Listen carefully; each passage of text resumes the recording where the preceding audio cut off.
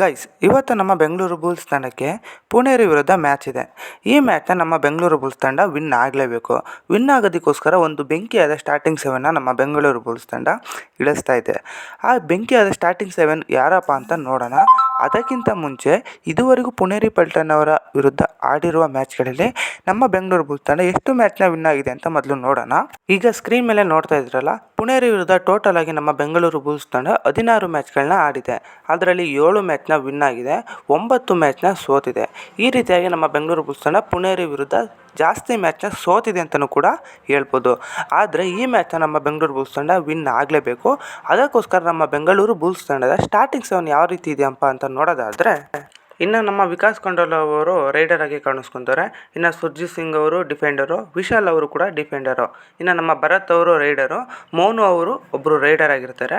ಇನ್ನು ಸೌರಭ್ ನಂದಲು ಡಿಫೆಂಡರು, ಇವರು ಕೂಡ ಒಬ್ಬರು ನಮ್ಮ ಬುಲ್ಸ್ ತಂಡದ ಕ್ಯಾಪ್ಟನ್ನು. ಹಾಗೆ ಅಮನ್ ಇವರು ಕೂಡ ಡಿಫೆಂಡರು. ಇದೇ ಸ್ಟಾರ್ಟಿಂಗ್ ಸೆವೆನ್ನ ನಮ್ಮ ಬೆಂಗಳೂರು ಬುಲ್ಸ್ ತಂಡ ಪುಣೇರಿ ವಿರುದ್ಧ ಇಳಿಸ್ತಾ ಇದೆ. ಈ ಮ್ಯಾಚ್ ನಮ್ಮ ಬೆಂಗಳೂರು ಬುಲ್ಸ್ ತಂಡ ವಿನ್ ಆಗಲೇಬೇಕು. ನೋಡೋಣ ಯಾವ ರೀತಿಯಾಗಿ ಆಟ ಆಡ್ತಾರೆ ಅಂತ.